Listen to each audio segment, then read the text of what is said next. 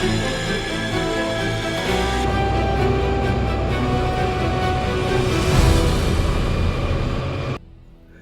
para pengamat militer dan pecinta dirgantara. Kembali lagi di channel kita ini. Kalian pasti sudah dengarkan hebohnya duel udara di atas gurun Mesir. Bukan film, bukan game, tapi beneran. China mengirim jet tempur andalannya J-16 untuk adu manuver dengan Rafale-nya Mesir dalam latihan bertajuk Eagles of Civilization 2026.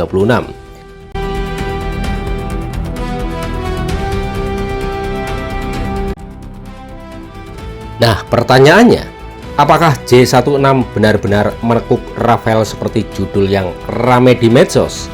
Atau ini cuma gosip pesawat tempur? Yuk kita bedah tuntas. Siapin kopi dan camilannya, karena kita akan terbang rendah di tengah-tengah gurun pasir.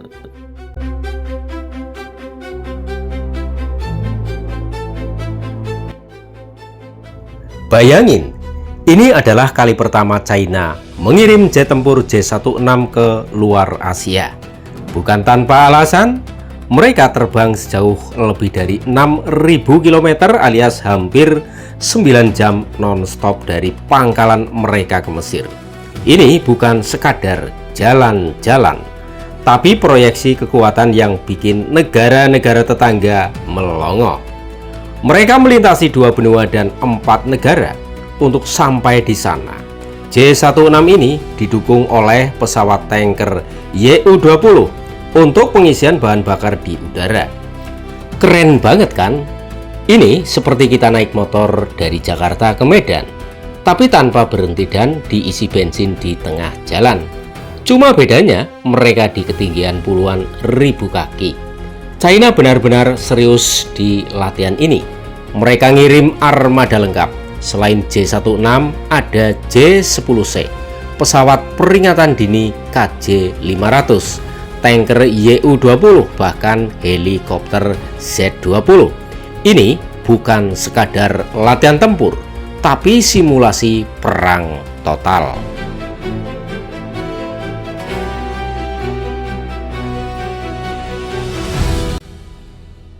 Nah, ini dia bagian yang paling ditunggu-tunggu. Siapa yang menang? Saya harus jujur, sampai sekarang tidak ada pengumuman resmi dari pihak China atau Mesir soal skor akhir latihan ini. Jadi, judul yang bilang J-16 tekuk Rafale itu perlu kita sikapi dengan bijak. Latihan udara itu rumit, bukan sekadar adu cepat atau adu banting. Ada aturan main yang ketat, posisi awal pesawat, simulasi penggunaan senjata, dan dukungan dari pesawat AWACS, peringatan dini udara yang sangat menentukan. Ini seperti main catur, bukan adu jotos.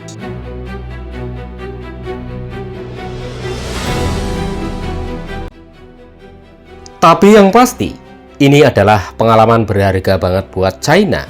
Seorang analis militer China, Wang Yanan, bilang ini adalah kesempatan langka buat China untuk secara langsung merasakan kemampuan Rafale, pesawat tempur andalan Eropa. Mereka bisa mempelajari perilaku, sensor, dan taktik pesawat buatan Perancis itu. Ini intelijen terbang yang sangat berharga.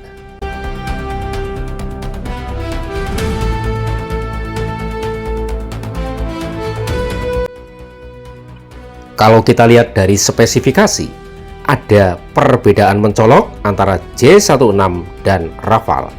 J-16 ini adalah pesawat tempur berat, heavy fighter turunan dari Sukhoi Su-30 Flanker. Ukurannya besar, jangkauannya jauh, dan kemampuannya mengangkut amunisi juga besar. Bayangkan, seperti truk gandeng yang bawa banyak rudal. Rafale adalah pesawat tempur medium fighter yang lincah dan serbaguna. Desainnya elegan dengan sayap delta dan kanat khas pesawat Eropa. Ada analis dari Military Watch Magazine yang bilang, J16 punya radar yang ukurannya 3 kali lipat besar dari Rafale. Dengan industri elektronik China yang makin canggih, bisa jadi radar J16 lebih modern. Tapi ingat, teknologi radar tidak hanya soal ukuran, tapi juga perangkat lunak dan algoritmanya. Yang menarik, China juga punya pengalaman tidak resmi menghadapi Rafale. Dalam simulasi perang komputer di tahun 2025, mereka sudah mensimulasikan 8 J16 melawan 6 Rafale. Sekarang, teori itu diuji di dunia nyata.